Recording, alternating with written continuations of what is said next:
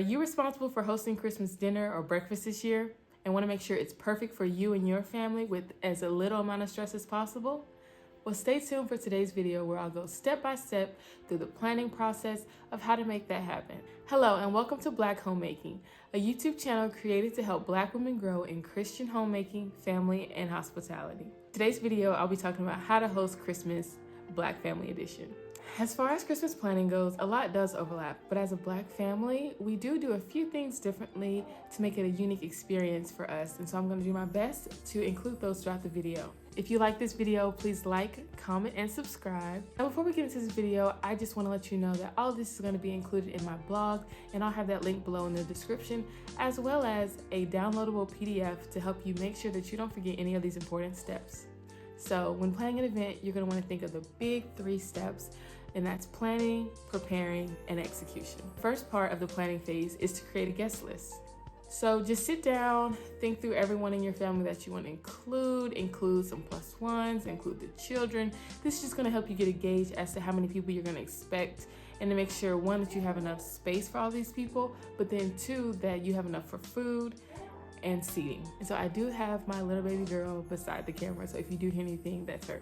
So just kind of get a gauge, just a general estimate of who all you would like to be there. You can write them down to make sure that you aren't forgetting anyone. And so with smaller groups, you're gonna have more flexibility with what type of format you wanna have, in case you wanna do like a more formal sit-down dinner, or if you want to have a more casual, you have more flexibility with a small group. But if you have a larger group, it's typically gonna be more of a casual event. The next part of the planning phase is to create a menu. Okay, so now that you have kind of an estimate of how many people you're expecting to be there, you kind of know what type of menu you can work with. So some popular options for a menu are the traditional spread that includes things like ham, macaroni and cheese, yam, collard greens, sweet potato pie, things like that.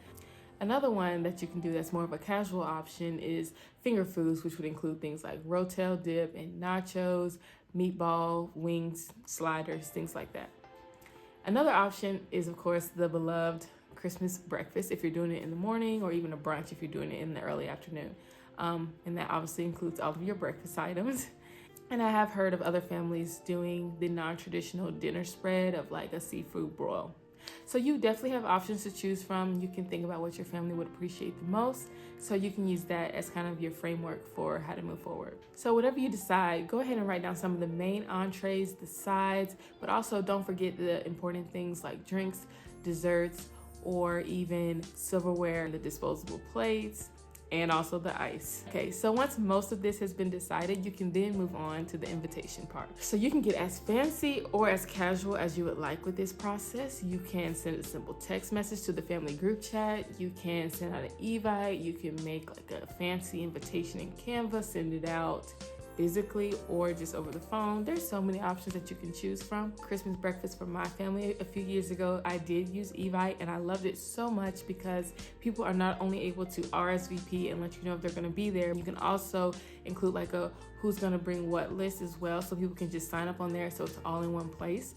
And so for our event, I did include in the description kind of what to wear, and so our family chose to just do a color scheme for that year, but you can also do matching pajamas or wearing like ugly sweaters. I will say, I do think this is an important step, especially if it's one of your first time hosting, just so that you have a general gauge of how many people will be there when it comes to cooking the food and for setting your space. So those are the main 3 planning stages out of the way. And so if you're watching this video now, we are after Thanksgiving, so you want to go ahead and at least get to the planning stage.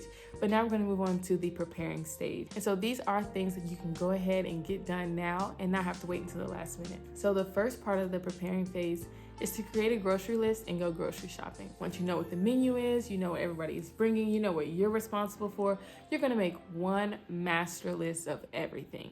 And you're going to check it. You're going to check it twice.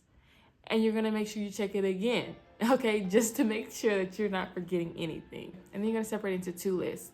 One list is going to be for the shelf-stable items. That's things you're going to find in the center aisles, things that are not going to spoil between now and Christmas. And then your second list is going to be for the perishable items that you want to get closer to Christmas to make sure they're not going to go bad and that they're going to be fresh. And that includes things like produce, dairy, and meat. If you have space where you're living in the weeks leading up to Christmas, I would go ahead and buy the things that you're looking for now that are shelf stable. So you're going to go ahead and pick up those items One reason is that you just don't want to forget. It's going to be one less thing to have to worry about, one less thing to forget. But also, two, if it's on sale, you can go ahead and grab it while it's on sale. And then three, you want to make sure that they're not going to run out. So this year, I'm responsible for making a red velvet cake. And I know in years past that red dye typically is out of stock closer to the day of. So I want to go ahead and buy that now to make sure that that's not me this year with a brown cake when it's supposed to be red. And so in the few days leading up to Christmas, you're able to take that perishable item list and buy your things like milk and eggs and cheese and yams and all the things that you need to get closer to the day of. Since your perishable item list is already made, you can even enter all of the items into your favorite grocery store's app in like the list format. And so about a week before Christmas, you can transfer those items from the list over to the cart and then schedule it for pickup or delivery, and it'll be ready to go.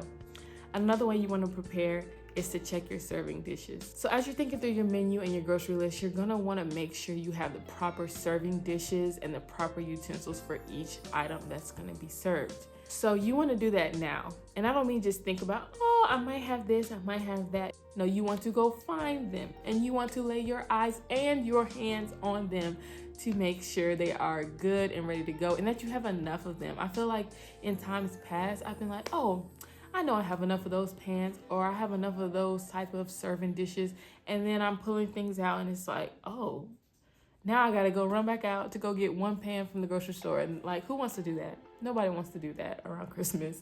So just go ahead and find them and bring them out now and make sure you have enough, and think through every single dish and make a plan for it. Another way you want to prepare is to get the games ready. Holidays are a good time, not just for good food, but good games.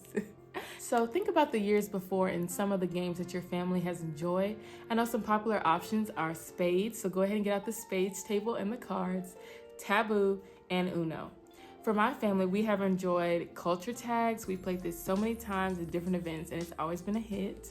And we also enjoy spoons. Another great option is to think of some unique Christmas games and including those as well. I know when I hosted Christmas breakfast for my family, we played this game where you're blindfolded, you have a paper plate, some cotton balls on a table, and a spatula, and you're trying to pick up as many cotton balls as possible against another person to see who gets the most. And it's just a great game. Everybody was laughing, everybody was having fun. So that's just one option. Whatever games you feel will be a good fit for you and your family, I recommend going ahead and setting it aside now. The next thing you may want to prepare ahead of time, if you have the time, is a custom playlist. One of my favorite things about being a host is setting the whole atmosphere. And one of those things is creating a custom playlist. I try to think of who all's gonna be there, their ages, the generations. I try to find some new options so that people can find some new music for their playlist. Then I also have some good classic oldies that everybody can jam to and know the lyrics to. And this doesn't have to be some big task where you sit down and do this all at once. If anything, it's probably better to just make the playlist in whatever app you prefer, and then as the weeks go on and you hear different songs and you're reminded of different songs, just go ahead and add it to that so it'll be ready on the day of Christmas. Now that all the planning and the preparing is out of the way, now you're ready to execute in the days leading up to Christmas. So in the few days leading up to Christmas, I highly recommend that you clean your home and go ahead and decorate. When I first started hosting events, I was waiting until the day of to do things like vacuuming and dusting on top of preparing the food and doing everything else. Big mistake. Not only will things most likely run late that way, but you will be so stressed out. I remember talking to my husband's grandmother at church and telling her about all the things I still had to do when I got home to have this small event. I think we were having one family over. And she was like, yeah, I highly recommend that you go ahead and have your home clean next time before starting the cooking. So then that way you're only dealing with one thing at a time. So that time I did learn the hard way, but ever since then I have taken her advice and hosting has been way less stressful. So don't be like me. Don't try to wait to dust and clean bathroom counters on Christmas morning. No, go ahead and have that done and out the way. So now that your home is clean and decorated, you can now go ahead and set up what needs to be set up for the day of. So if you're having a more formal event, you can have the place setting set out. You can include the placemats, the chargers, the plates, the glasses, the silverware. You can go ahead and set that table. But if you are having more of a casual event, go ahead and get those seats out and place them where they're supposed to be, and try to get close to the amount of people you are expecting, but don't stress out if it doesn't add up all the way. I promise you, it always works out, and it always will. So with those serving dishes, platters, and utensils, and the warming stations that you prepared for earlier, go ahead and bring those out, but don't just place them where they're supposed to be this time. You're gonna want to go ahead and wash them and dry them, because that actually adds so much time. Like, don't underestimate how much time it takes to just do that simple step. So if you can go ahead and have that out of the way the day before, you're gonna be set. So not only will you try to set up as much as you can the day before Christmas, you're gonna wanna also try to cook and bake as much as you can the day before. So if you're able to, go ahead and cook those cakes, those pies, those desserts. You can cook sides, you can cook certain entrees and meats, whatever will reheat well on the day of. Go ahead and try to have that out of the way. So that just leaves the day of your Christmas breakfast or your Christmas dinner event. So on the day of, you're gonna wanna start early. You're gonna wanna finish up cooking or baking anything else you need to make.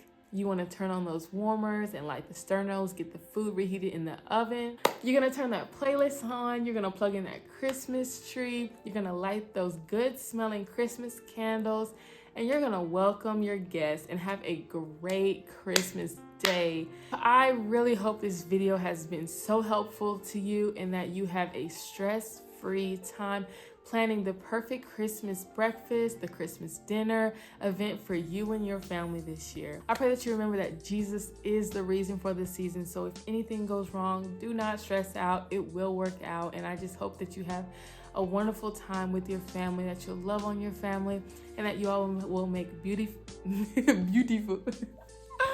And I pray that you all will have beautiful memories this year. And before you go, please comment your favorite Black family Christmas tradition below. I would love to hear from you all. If you like this video, please like, comment, and subscribe. Stay blessed. Bye.